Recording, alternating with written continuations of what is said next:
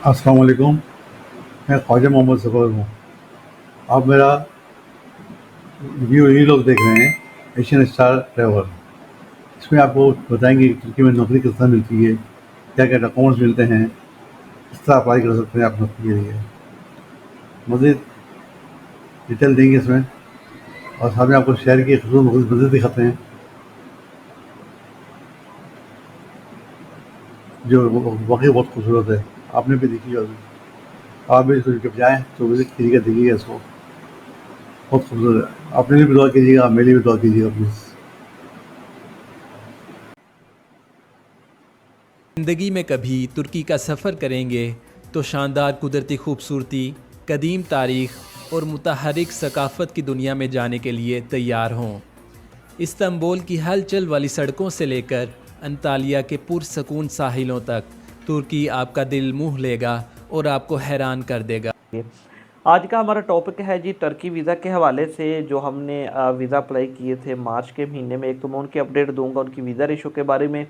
इसके अलावा जो उसकी फ़ीस में चेंजिंग है उसके बारे में भी इंशाल्लाह ताला आज की वीडियो में बात होगी, और उनके टाइम प्रोसेस के बारे में, डॉक्यूमेंट्स चेंजिंग के बारे में भी इंशाल्लाह ताला डिटेल आपको मिलेगी आज की इस वीडियो में। इस वीडियो को आपने अपने दोस्तों के साथ जो है वो शेयर ज़रूर करना है और लाइक भी ज़रूर कर देना है।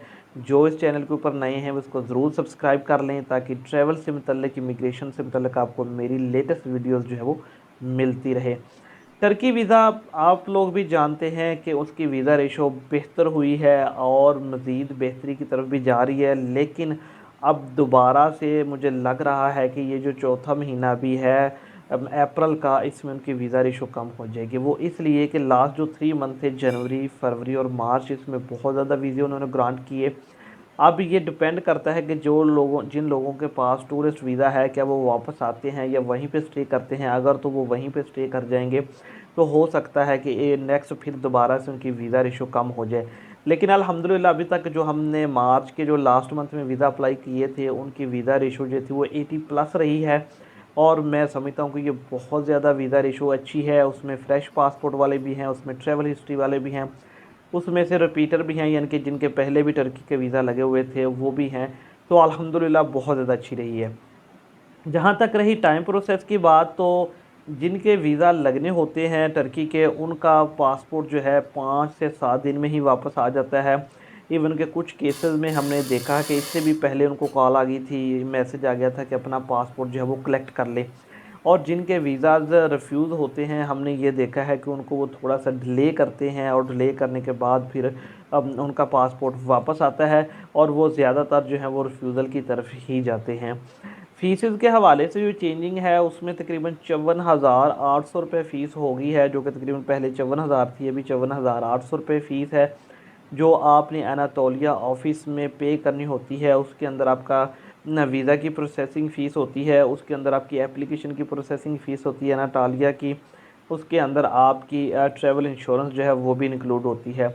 एक सवाल जो बहुत ज़्यादा कॉमन है, अब लोग पूछते हैं कि सर अगर हमारा वीज़ा नहीं लगता तो क्या कुछ फ़ीस रिफ़ंड होती है? जी बिल्कुल, ऐसा बिल्कुल भी नहीं है।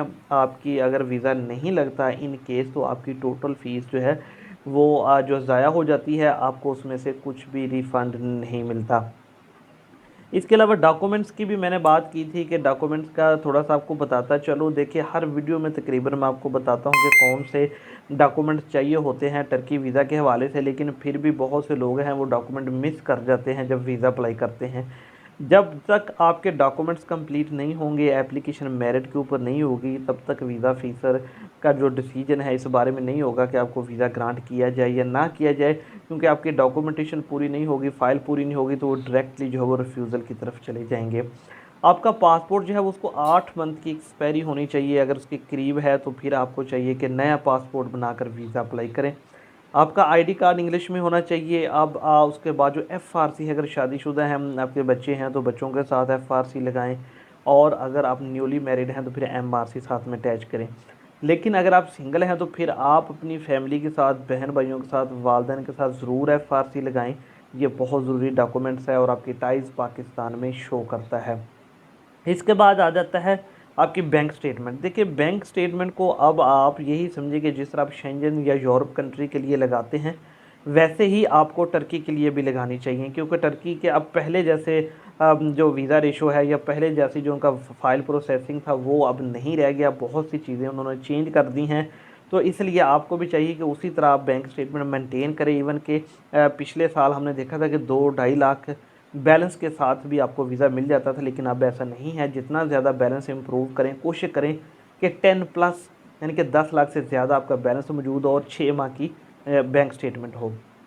सैलरी स्लिप के साथ लगाना ज़रूरी है। अगर आप जॉब करते हैं, एनओसी कंपनी का एम्प्लॉयमेंट लेटर भी साथ लगाएं और लीव लेटर भी साथ में लगाएं। अगर आप जॉब करते हैं, बिजनेस करते हैं, तो डेफिनेटली फिर आप चैम्बर ऑफ कॉमर्स साथ लगाएं। चैम्बर ऑफ कॉमर्स का रिकमेंडेशन लेटर भी साथ लगा सकते हैं। एनटीएन लगाएं, 2 साल की टैक्स रिटर्न लगाएं और कोशिश करेंगे आपकी टैक्स रिटर्न जो है वो ज़ीरो पे फाइल ना हुई हो।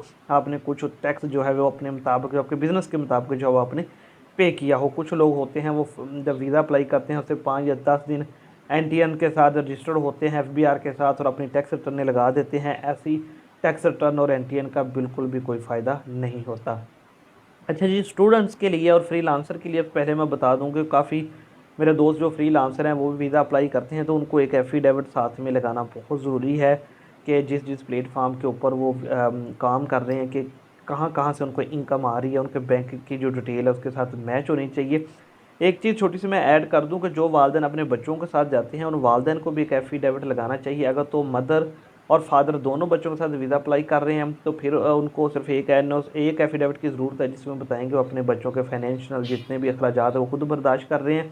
लेकिन अगर उनमें से कोई एक जा रहा है तो फिर दूसरे को एक एफिडेविट देना होगा जिसमें उसको बताना होगा कि मैं अलाउ करता हूँ अपनी बीवी को, बच्चों को, कि इनको वीज़ा ग्रांट किया जाए, मुझे इस बारे में कोई मसला नहीं है। तो वो लगाएंगे तभी आपकी फ़ाइल जो एक्सेप्ट होगी, वरना आपको अनाटोलिया ऑफिस से वापस भेज दिया जाएगा। तो ये नेसेसरी डॉक्यूमेंट्स। अब आप चाहते हैं कि जो फ्रेश पासपोर्ट वाला मेरी और फाइल मजबूत हो जाए, तो फिर वो अपनी प्रॉपर्टी के डॉक्यूमेंट साथ लगा सकता है। अगर उसके पास कार है तो वो लगा सकता है। इसके साथ इंशाल्लाह ताला आपके वीज़ा ग्रांट होने के चांसेस जो हैं वो बढ़ जाएंगे। मेरी एक बात याद रखिए कि आपके पास अगर टूरिस्ट वीज़ा है, विज़िट वीज़ा है, तो आप अपने वीज़े का अच्छे से इस्तेमाल कीजिए। अब टर्की जाएँ, होकर वापस आ जाएँ, ताकि जब आप नेक्स्ट कंट्री का वीज़ा अप्लाई करें तो आपके चांसेस जो वो ब्राइट हों, आपको जो ओवर स्टे होने की वजह से रिफ्यूज़ ना कर दिया जाए। तो ये थी जी लेटेस्ट इन्फॉर्मेशन टर्की के हवाले से जो मैंने वीज़ा इशू रिकॉर्डिंग सुनी होगी। उम्मीद है आपके तमाम मदद हुई होगी। डॉक्यूमेंट जो चाहिए वो भी पता चल गया होगा।